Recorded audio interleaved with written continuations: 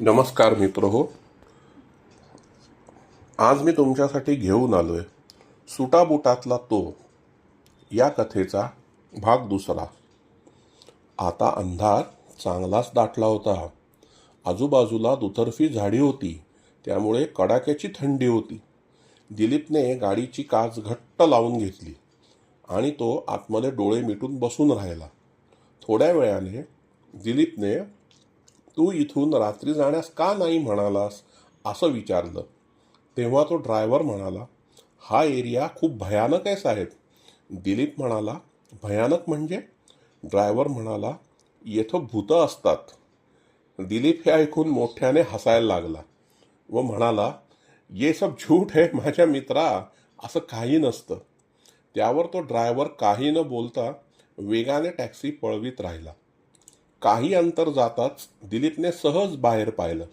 त्याला थोडीशी भीती वाटलीच, कारण त्या रस्त्यावरून फक्त त्यांचीच गाडी जात होती.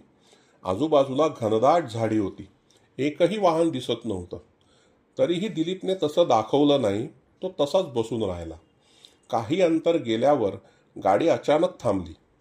कारण विचारताच ड्रायव्हर म्हणाला, साहेब रेल्वे फाटक बंद आहे, आपल्याला थांबावंच लागेल. बराच वेळ होऊन गेला, पण गाडी काही येईना. दिलीप म्हणाला, तू खाली उतरून इथे गेटमनला विचारतोस का गाडी कधी येईल ते? नाहीतर आमच्यासाठी गेट उघडून देऊ शकतोस का?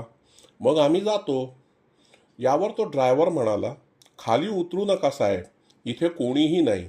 गाडी जाताच हे फाटक आपोआप उघडलं जाईल, पण तुम्ही खाली उतरू नका. दिलीपला त्याचं म्हणणं पटलं असावं.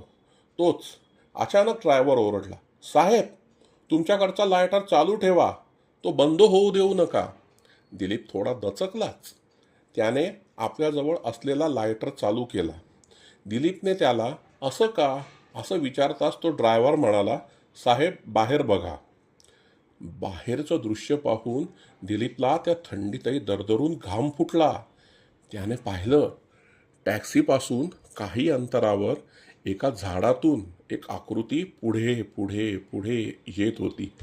त्याच्या अंगावर महागडा सूट होता, परंतु त्याला धड नव्हतं. आता मात्र दिलीपची चांगलीच टरकली. ती आकृती हळूहळू टॅक्सीकडेच येत होती. आकृती काही अंतरापासून थांबली. मग त्या टॅक्सीला फेऱ्या मारू लागली. काही वेळ हा प्रकार सुरूच होता. अचानक दिलीपला आठवलं, भूतप्रेत संबंधाधी रोगव्याधी समस्तही नासती तुटती चिंता आनंदे भीमदर्शने. दिलीपने मारुती स्तोत्र मोठ्याने म्हणायला सुरुवात केली. तशी ती आकृती लांब जायला लागली. मारुती स्तोत्र संपताच दिलीपने पुन्हा मारुती स्तोत्र म्हणणं सुरूच ठेवलं. इतक्यात त्या झाडीतून एक प्रचंड मोठं वानर त्यांच्या दिशेनं येताना दिसलं. हा काय प्रकार आहे? इतक्या रात्री हे वानर येथे कुठून आलं? त्याला पाहून ती आकृती जीव घेऊन पळायला लागली. त्याच्या मागे वानरही धावत होतं. इतक्यात गाडीचा आवाज आला आणि काही वेळातच रेल्वे पास झाली आणि ते फाटक उघडलं गेलं. सुटकेचा निश्वास टाकताच ड्रायव्हरने गाडी सुरू केली. रेल्वे फाटक क्रॉस केले, तरीही तिथे ती धड नसलेली आकृती उभीच होती.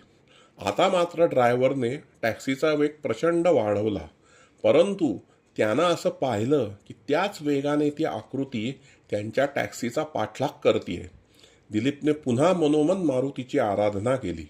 त्यानं मागे वळून पाहताच ती आकृती त्याला अचानक अदृश्य झालेली दिसली. दिलीपने मनोमन हात जोडून मारुतीची करुणा भाकली. त्याच्या डोळ्यात पाणी आलं.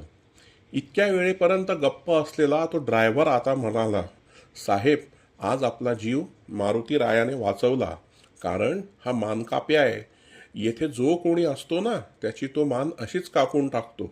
आज आपण दोघे त्याच्या तावडीत सापडलो असतो, परंतु तुमची मारुतीवरील निष्ठा, त्यामुळे मारुतीनेच आपला जीव वाचवला. दुसऱ्या दिवशी सकाळी दिलीपने आधी जवळच्या मारुतीच्या मंदिरात जाऊन मनोभावे मारुतीची पूजा केली.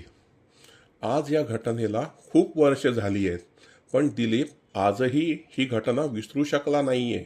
भूत प्रेत यासारखे विषय निघाले की दिलीप आजही ही गोष्ट इतक्या सहजपणे सांगतो की जणू काही ही घटना काल परवाच घडली असावी. सर्वांना मारुती राया आपल्या दुष्ट शक्तींपासून कसे रक्षण करतो हे तो पटवूनही देतो बरं का. मित्र हो, तुम्हाला माझी ही कथा आवडली असल्यास कृपया माझ्या या चॅनलला लाईक करा, शेअर करा आणि सबस्क्राईब करा आणि अशाच नवनवीन गूढ गोष्टींसाठी ऐकत रहा प्रसादच्या गूढ कथा. धन्यवाद.